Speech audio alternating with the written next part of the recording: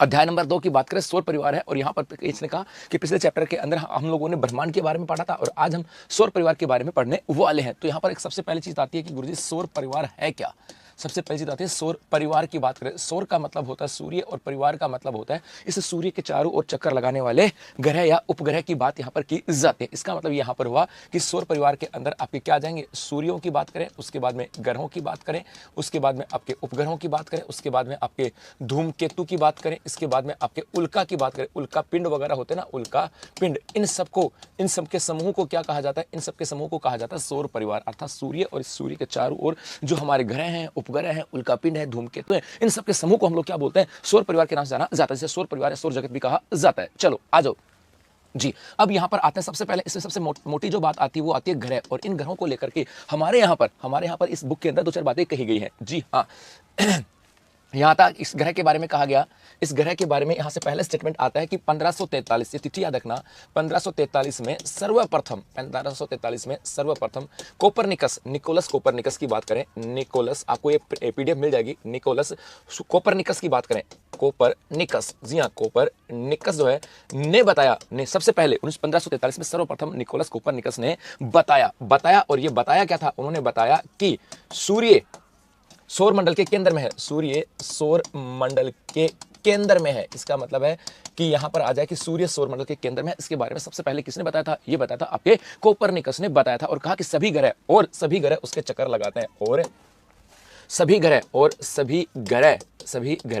उसके चक्कर लगाते हैं, इसके बारे में सबसे पहले किसने बताया था, ये बताया था आपके निकोलस कोपरनिकस ने। और कब बताया था ये भी आपको याद रखना, ये बताया था 1543 के अंदर। तो 1543 में सबसे पहले बताया गया कोपरनिकस ने कि भैया सूर्य सौरमंडल के केंद्र में है और बाकी जितने भी ग्रह हैं ये सूर्य के चारों ओर एक निश्चित परिपथ में उसके चक्कर लगाते हैं, ये यहाँ पर कहा गया। इसके अलावा यहाँ पर एक यहाँ से आता है, एक इसी यहाँ पर आता है कि सौरमंडल की बात करें, एक आता है कि हमारे सौर मंडल की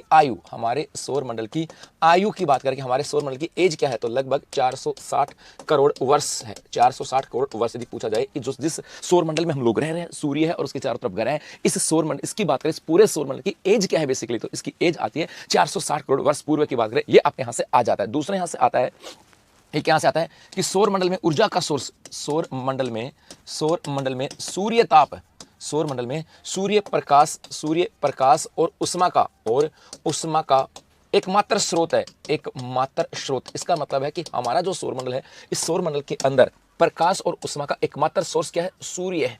हमारे सौर मंडल में बाकी जितने भी ग्रह हैं या उपग्रह, किसी के पास भी प्रकाश नहीं है और किसी के पास भी उष्मा नहीं है। इन सब के ऊपर प्रकाश और इन सब के ऊपर उष्मा जो आती है वो आपके सूर्य से आती है। जी हाँ, दूसरा यहां से आता है, एक यहां से आता है कि गुरुत्वाकर्षण बल, एक यहां से आता है कि गुरुत्वाकर्षण बल सौर मंडल को बांधे रखता है। गुरुत्वाकर्षण बल सौर मंडल को बांध कर रखता है। इसका मतलब है कि हम लोग सोचते होंगे यार सूर्य है गुरुजी, जैसे आप लोगों ने पढ़ा ना कि भाई गुरुजी ये तो सूर्य है, इस सूर्य के चारों ओर जैसे चक्कर लगा रहा है, आपके बुध लगा रहा है, उसके बाद जैसे शुक्र लगा रहा है, उसके बाद जैसे पृथ्वी लगा रही है, उसके बाद जैसे मंगल लगा रहा है, तो सर ये चक्कर कैसे लगा रहे हैं, इन सबको आपस में बांध के कौन रखता है? गुड मॉर्निंग भाई, गुड मॉर्निंग, है ना, इन सबको बांध के कौन रखता है साहब? भतीजी ठीक है, सही तो जी, है ना, इन सबको बांध के कौन रखता है? तो इन सबको बांध के रखता है आपके कौन? गुरुत्वाकर्षण बल, एक यहां से आ जाता है। और दूसरे यहां पर लिखा हुआ है कि सूर्य प्रकाश को, एक यहां पे लिखा हुआ कि सूर्य प्रकाश को पृथ्वी तक पहुंचने में 8 मिनट और 30 सेकंड का समय लगता है, 30 सेकंड का समय लगता है। जी हाँ, ये भी आपको याद रखना है कि सूर्य प्रकाश को पृथ्वी तक पहुंचने में कितना समय लगता है? 8 मिनट और 30 सेकंड। कितना लगता है? 8 मिनट और 30 सेकंड की बात यहां तक आ जाती है। साहब बेटा साल भर का, पिंकी साल भर तक का, ये यहां से आ जाता है। दूसरा यहां से आता है एक आता है कि हमारे सौर परिवार की बात करें, हमारे सौर परिवार में कुल 8 ग्रह हैं, कुल 8 ग्रह यदि पूछा जाए कि सौर परिवार में ग्रहों की संख्या कितनी है, 8 है, और ये 8 ग्रह सूर्य के चारों ओर चक्कर लगाते हैं, ये आपको ध्यान में रखना है। जी हाँ, यही से एक और आता है कि 2006 तक प्लूटो को भी 2006 तक प्लूटो को ग्रह मानते थे। इसका मतलब है कि आप में से ये कोई मेरी जैसा होगा, उस जमाने में जब मैं पढ़ करके आया था उस समय हम ग्रहों की संख्या पढ़ते थे 9, पहले ग्रहों की संख्या कितनी पढ़ते थे? 9, कि भैया बुध है, शुक्र है, फिर पृथ्वी है ना, मंगल है ना, बृहस्पति है, शनि है, अरुण, वरुण और यम की बात करते थे, अर्थात प्लूटो की बात करते हैं, ये भी ग्रह था। लेकिन वर्ष 2006 तक, और 2006 में कहा कि भैया ये आपको वर्ष 2006 के अंदर जो 2006 तक इसको ग्रहों प्लूटो को ग्रह मानते थे और बाद में इस प्लूटो को क्या किया, इसे आपके बोने ग्रह का दर्जा दे दिया गया। इसको दे दिया गया बोने ग्रह का दर्जा, की ग्रह नहीं है ये, बोने ग्रह का दर्जा इसको दे दिया गया 2006 के अंदर। ये बात यहां से आ जाता है साहब। अब यहां से आता है गुरुजी, अब यहां पर जो ग्रहों को लेकर के कुछ बातें आती हैं उसको समझना। अब देखो यहां पर तो है आपका सूर्य, ये तो मैंने आपको बना दिया सूर्य, और गुरुजी सूर्य के बाद में ग्रह।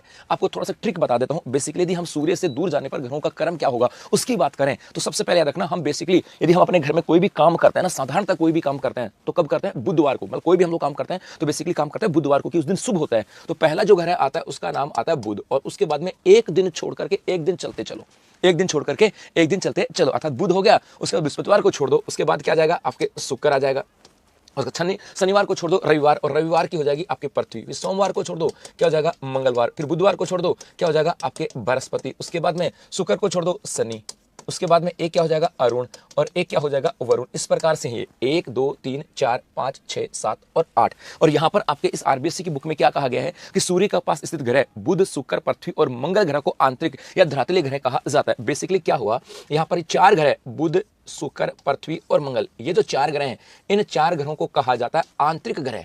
इनको क्या कहते हैं, इनको कहा जाता है आंतरिक ग्रह, या इन्हें कहा जाता है धरातलीय ग्रह। धरातलीय ग्रह इसलिए कहा जाता है क्योंकि ये सॉलिड अवस्था के अंदर है। और इनकी बात करें, ये जो आपके 4 ग्रह हो गए इनके बाहर की, इनकी बात करें इन्हें कहा जाता है बाह्य ग्रह। इन्हें बाह्य ग्रह या गैसीय ग्रह के रूप में जाना जाता है। इनको क्या कहते हैं, बाह्य ग्रह या गैसीय ग्रह के रूप में जाना जाता है। ये यहां से कहा गया, दिखा ना जी। और ये जो है ये छोटे होते हैं, अधिक घनत्व वाले होते हैं, है ना, इन्हें ये छोटे भी होते हैं और इनका घनत्व अधिक है जी, ये याद रखना। और इनकी बात करें तो एक इनका आकार की बात करें, इनका आकार ये होता है आपके छोटा, लेकिन इनका घनत्व की बात करें ये घनत्व होता है अधिक, क्योंकि ये कठोर है तो इनका वजन क्या होगा अधिक जी। और इनके आकार की बात करें तो इनका आकार तो होता है बड़ा, इनका आकार तो होता है बड़ा, और यदि हम इनके घनत्व की बात करें इनका घनत्व होता है कम। जी हाँ, ये यहां से आ जाता है। ये बेसिकली आपके यहां पर कहा गया है जी। इस आरबीसी की बुक में ये छोटी दो चार बातें हैं जो आपके यहां पर कही गई है, ठीक है जी हाँ। तो यहाँ पर यदि आंतरिक ग्रहों की बात करें तो आपके आरबीसी में बुध शुक्र शनि मंगल की बात करें, इनका आयतन छोटा, आयतन कम और घनत्व अधिक होता है। इनकी बात करें तो इनका आयतन अधिक और घनत्व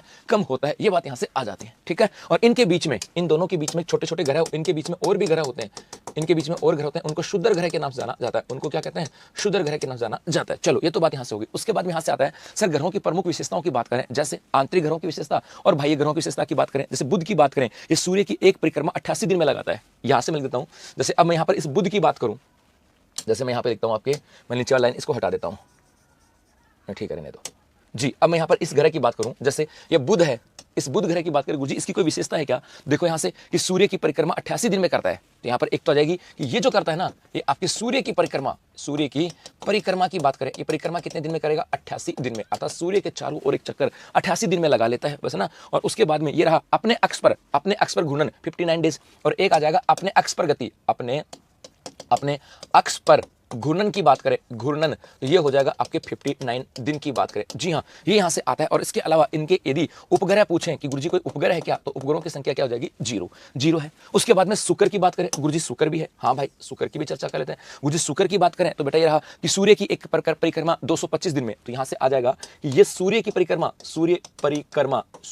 कितने में करता है? 225 दिन के अंदर। और अपने की बात करें, अपने अक्ष पर घूर्णन की बात करें 243 दिन, तो यहां से आ जाएगा अपने अक्ष पर घूर्णन की बात करें, ये हो जाएगा आपके 243 दिन की बात करें। और उसके अलावा यहां पर भी उपग्रहों की संख्या क्या हो जाएगी? तो यहां पर भी आपके उपग्रहों की संख्या है 0, चाहे मैं आपके यहां पर लिखा पड़ा है, वैसे पीडीएफ मिल जाएगी। जैसे बुध की बात करें, सूर्य की एक परिक्रमा 88 दिन में है और अपने अक्ष पर घूर्णन 59 डेज में, और ग्रहों की संख्या क्या? 0। और ये प्रश्न पूछते हैं साहब।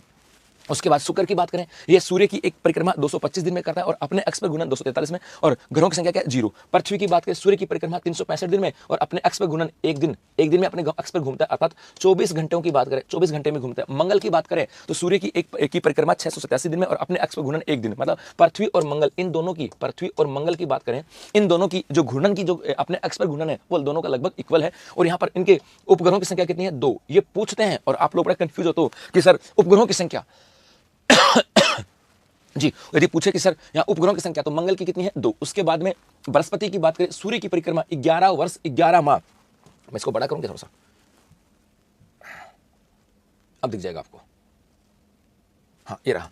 यदि यहां से पूछा जाए शनि की, यहां पर बृहस्पति की बात करें, देखो लिखा हुआ है ना, सूर्य की परिक्रमा 11 वर्ष 11 माह में और अपने अक्ष पर 9 घंटे 56 मिनट में, और ग्रहों की संख्या लगभग कितनी है, 16 है। मतलब हमारे यहाँ पर पृथ्वी 365 दिन में अर्थात 1 वर्ष में, और यहाँ पर लगभग 12 वर्ष में। तो सूर्य बृहस्पति से 12 साल अधिक लगते हैं अपने अक्ष पर सूर्य की परिक्रमा करने में। शनि की बात करें, सूर्य की परिक्रमा 29 वर्ष 5 माह में और अपने अक्ष पर घूर्णन 10 घंटे 40 मिनट में, और ग्रहों की संख्या कितनी है, 18, अर्थात सबसे अधिक ग्रह इस शनि की बात करें तो ये जरूर याद रखना, सर्वाधिक ग्रह, सर्वाधिक ग्रहों की बात करें वो किसके हैं, शनि के हैं। सर्वाधिक ग्रहों की संख्या किसकी आती है, शनि के आ जाती है। आओ जी। अरुण की बात करें, सूर्य की एक परिक्रमा 84 वर्ष में, 84 वर्ष की बात करें और अपने अक्ष पर घूर्णन 17 घंटे में, और ग्रहों की संख्या कितनी है, 17। और वरुण की बात करें तो सूर्य की परिक्रमा लगभग 164 वर्ष में, मतलब सूर्य की परिक्रमा करने में 164 साल लग जाते हैं। तो सूर्य की परिक्रमा सबसे अधिक कौन करता है, सबसे अधिक समय में कौन करता है, अपने वरुण करता है, और सबसे कम समय में कौन करता है, बुध करता है। और यहाँ पर इनके उपग्रहों की संख्या लगभग कितनी है, 8। तो ये आपके इनका थोड़ा सा विशेषता यहाँ पे दे रखी थी। जी हाँ, अब यहाँ से आ जाता है साहब, अब यहां से आता है कि जो सौरमंडल है ना, नेक्स्ट यहां से आता है कि आपके जो सौरमंडल है, इस सौरमंडल के अंदर जो पिंड है ना, इन पिंडों को कई रूप में बांटा गया है, इनको 4 भागों में बांटा गया है। जैसे ग्रह है, जैसे आपके उपग्रह है, जैसे बोने ग्रह हैं, बोने ग्रह हैं, और एक आ जाएगा आपके लघु ग्रह की बात करें, लघु ग्रह यहां पर आ जाता है। जी जी जी, ये यहां से आ जाता है जी। अब गुरु जी बोनो ग्रहों की बात करें, ये जो बोनो ग्रह हैं इन्हीं की बात करें तो यहां से देखो, बोनो ग्रहों की बात करें, आपके प्लूटो, ये नाम याद रखना, प्लूटो, एरिस, एरिस और सेरिस, प्लूटो, एरिस और सेरिस, प्लूटो, एरिस और सेरिस की बात करें, ये आपके किसके एग्जांपल हैं, बोनो ग्रहों के एग्जांपल है। पर्सन पूछता है कि बोनो ग्रहों का एग्जांपल है ना, बोनो ग्रह का। जी, बोनो ग्रहों की बात करें, बोने ग्रह कौन कौन से, प्लूटो, एरिस और सेरिस, ये जो है ना आपके क्या है, बोने ग्रह हैं। जी, ये बोने ग्रह के रूप में यहां पर आ जाती है। जी जी, यहां से आता है। दूसरे यहां से देखो जी, दूसरे यहां से आता है कि पृथ्वी की बात करें, एक पृथ्वी को लेकर के बात आती है। पहला, सूर्य से दूरी, सूर्य से दूरी की बात करें तो कौन सा स्थान आता है, 3rd स्थान आता है सूर्य से दूरी पर। देखो यहां से मैंने चित्र बनाया था, सूर्य से दूरी में बुध नंबर सबसे नजदीक है, उससे दूर शुक्र, और उसके बाद में कौन सा, पृथ्वी। तो सूर्य से दूरी के आधार पर कौन से नंबर पे आता है, 3रे नंबर पे आता है। और एक यहां से इसी पृथ्वी को लेकर के आता है कि आकार के अनुसार, इसी पृथ्वी को लेकर के और आता है कि आकार के अनुसार, आकार के अनुसार की बात करें, और आकाश के अनुसार कौन सा स्थान आता है, 5वां स्थान। कि भाई ये आपके 8 ग्रह हैं और इन 8 ग्रहों में आकार के आधार पर कौन सा स्थान आता है, 5वां। जी, आकार के आधार पर कौन सा स्थान आता है बेटा, 5वां। ये भी आपको ध्यान में रखना। जी हाँ, 5वां यहां से आता है साहब। दूसरा आता है जी, एक यहां से आता है कि शुक्र को पृथ्वी का जुड़वा ग्रह कहते हैं, जुड़वा ग्रह माना जाता है। पृथ्वी का जुड़वा ग्रह किसको मानते हैं, शुक्र को पृथ्वी का जुड़वा ग्रह माना जाता है साहब। और एक यहां से आता है पृथ्वी की बात करें, एक यहां से और आता है कि पृथ्वी की बात करें तो यहां से आता है कि पृथ्वी मापन से, यहां से आता है कि भाई पृथ्वी मापन की बात करें, मापन से पता लगा, इस बात को समझना कि दोनों ध्रुवों पर कुछ दबी हुई है और विषुवत रेखा पर उभार है, इसका मतलब क्या हुआ, देखना ऐसे कि जैसे मैं पृथ्वी की बात करूं, ये पृथ्वी जो है ना आपकी कैसी है, यहां पर चित्र बनाता हूं। बेसिकली यदि मैं पृथ्वी के चित्र की बात करूं कि गुरुजी पृथ्वी कैसी है, तो हम ग्लोब ऐसा बनाते हैं, ये हमारा क्या है, ग्लोब है, लेकिन ये वास्तविक नहीं है। यदि मैं इस ग्लोब को वास्तविक रूप से, पृथ्वी को वास्तविक रूप से दर्शाने की बात करूं ना, तो याद करो बचपन में जब वहां गए होंगे आप लोग, कभी मेले में गए होंगे, तो वो आता था गुब्बारा सा, और जिनके वो गुब्बारा सा होता था, एक धागा सा बंधा होता था, हाथ से नहीं दबाते थे उसको, दूर जाता था, ऐसा गुब्बारा आता था एक, आपको देखा हो। और वो यहां से भी थोड़ा सा दबा हुआ होता था से, और यहां पर वो बंधा हुआ था, और इधर भी दबा हुआ होता था, वो बंधा हुआ होता था ऐसे। तो वास्तविक रूप से पृथ्वी ना ऐसी है, और इसको बोलते हैं लद्धवक्ष। इसको क्या बोलते हैं, लद्धवक्ष आकार, लद्धवक्ष आकार कहा जाता है। मतलब पृथ्वी की बात करें तो पृथ्वी की आकार कैसा है, ये लद्धवक्ष आकार का है, जिसके ध्रुव अंदर दबे हुए हैं, और ये जो विषुवत रेखा है यहाँ पर उसके थोड़े से उभार है। और मैं इसको ऐसे समझा सकता हूँ, यदि आप लोग इस बचपन में मेले में गए होंगे और वहां पर एक गुब्बारा लिया होगा, उस गुब्बारे के दो एक रबड़ सा बंधा होता था, उसे नहीं दबाते थे, तो उसके दोनों किनारे अंदर की तरफ बैठे होते थे बैलून, जो अंदर की तरफ बैठे होते थे, एग्जैक्ट पृथ्वी जो है ना वैसी है, और उस आकार को कहा जाता है लद्धवक्ष। एप्पल हो गया तो कोई बात नहीं, बस एप्पल समझ लो भाई। जी जी, ये यहां से आ जाता है साहब। ठीक है। एक यहां से आता है इसी पृथ्वी को लेकर के, गुरुजी पृथ्वी को लेकर के एक दो बातें और हैं।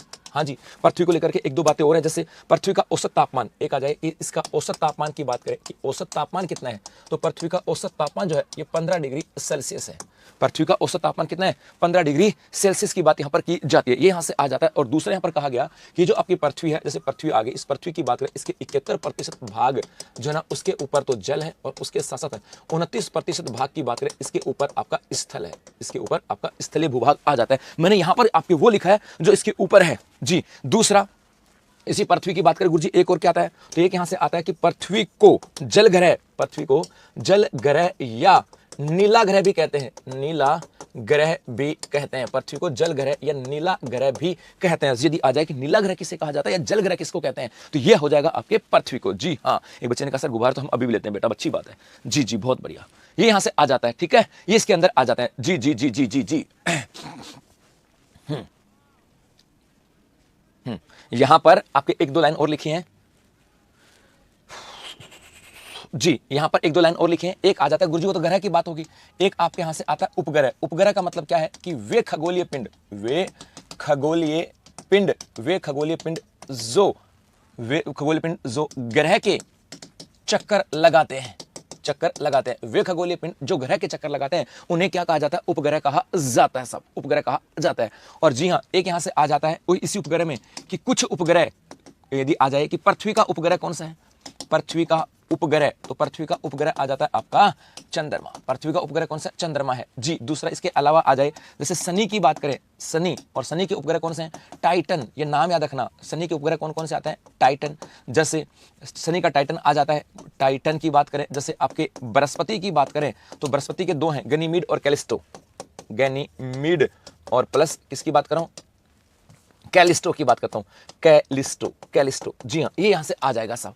दूसरा, अब यहां पर शनि की बात हो गई है, उसके बाद आगे चले, उसके बाद यहां पर आता है आपके चंद्रमा की बात करते हैं। एक यहां से आ जाता है, अब चंद्रमा की बात की जाएगी। चंद्रमा, ये चंद्रमा की बात करें तो ये है क्या, पृथ्वी का उपग्रह, पृथ्वी का उपग्रह जी। और ये आ जाएगा कि एक निश्चित गति में, एक निश्चित मार्ग में पृथ्वी की परिक्रमा, परिक्रमा, एक निश्चित मार्ग में पृथ्वी की क्या करता है, परिक्रमा। और जब निश्चित मार्ग में पृथ्वी की परिक्रमा करता है ना, तो वहां पर जो है ना, वहां पर उसको इसके कभी ये काला होता है और कभी ये सफेद होता है, अर्थात कभी अमावस्या का दौर आता है, कभी पूर्णिमा। यदि सूर्य चंद्रमा है, पृथ्वी के चारों चक्कर लगता है, और हम लोग भी देखते हैं तो कभी 15 दिन में अमावस्या और 15 दिन में क्या जाती है आपके पूर्णिमा। तो ये जो चंद्रमा की जो अमावस्या और पूर्णिमा की जो स्थिति बनती है उनको क्या बोलते हैं, कला कहा जाता है। तो यहां से एक आता है चंद्रमा की कला, एक आती आपके चंद्रमा की कलाओं की बात करें गुरुजी, चंद्रमा की कलाएं होती हैं। और कलाओं का मतलब क्या हुआ कि कभी अमावस्या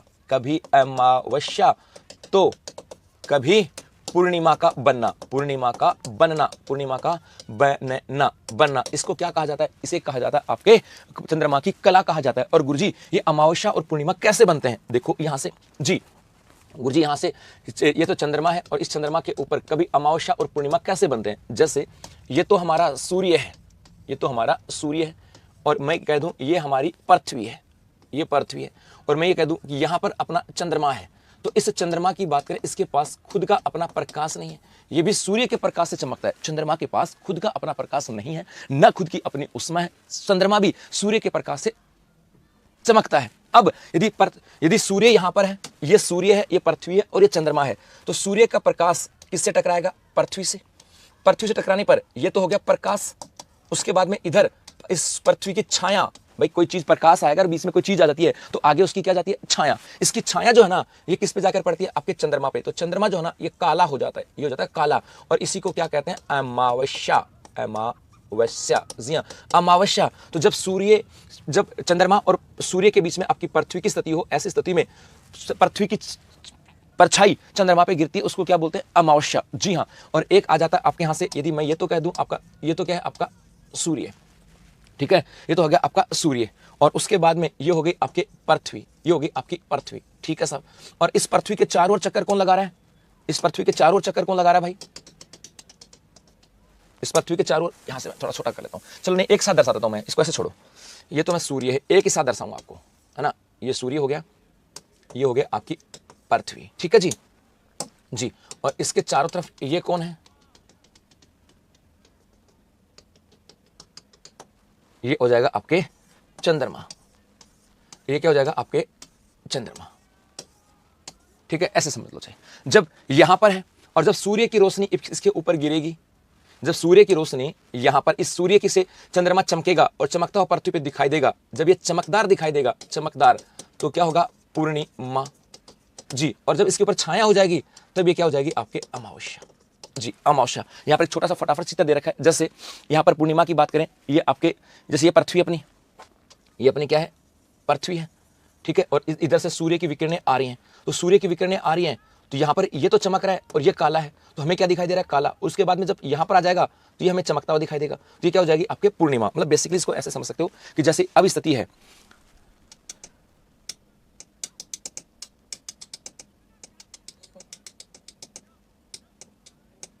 अब जैसे सूर्य का प्रकाश, सपोज करो सूर्य का प्रकाश यहाँ पे गिर रहा है इसके ऊपर, तो ये भाग हमें क्या दिखाई देगा चमकता हुआ, तो ये चमकता हुआ दिखाई देगा, तो ये दौर पूर्णिमा का है।